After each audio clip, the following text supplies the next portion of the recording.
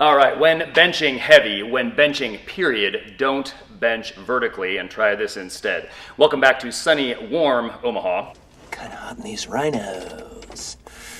Now, what on earth am I talking about, right? Because on the bench, of course, there is a downward aspect and an upward aspect, right? The bar finishes in lockout, elbows locked over our shoulders. It touches our chest, of course. So the mistake that we're talking about, and really there's two ways to commit this error, to make this mistake. Number one is benching straight down vertically on the descent. In other words, you don't want to go, so if we're at 90 degrees of abduction here, you don't want to go straight down over your shoulder. Yes, you start over your shoulders, but the bar path on the way down is not going to be quite vertical. You don't want it to be vertical. You don't want to be in this this position of 90 degrees of abduction. The bench press often gets a reputation kind of for a destroyer of shoulders. However, you can't drive a car on purpose into a concrete wall and say that driving is dangerous. Likewise, you can't go benching incorrectly and just start saying that benching is dangerous. All right. So to help you prevent impingement, the trapping of soft tissue between bony processes, you don't want to bench vertically. Instead, we're looking for something like we're kind of making up numbers here, but roughly, let's say, 70 degrees of abduction.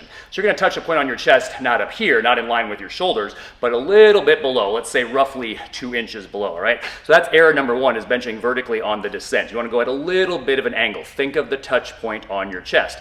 And then error number two, and you can still make this error even if you've done the first part correctly, and that is benching straight back up. Remember, it's got to finish in the same place above your shoulders. So you want to watch the ceiling, don't watch the bar, and the goal is for the bar to finish in the same place in your periphery every single time where it was when the rep started. So you've got to push up and back slightly. It will still feel mostly vertical. It's not going to be a huge backward component, but it is not going to be totally vertical. It's going to be mostly up and a little bit back. As always, we hope this helps you get stronger and live better.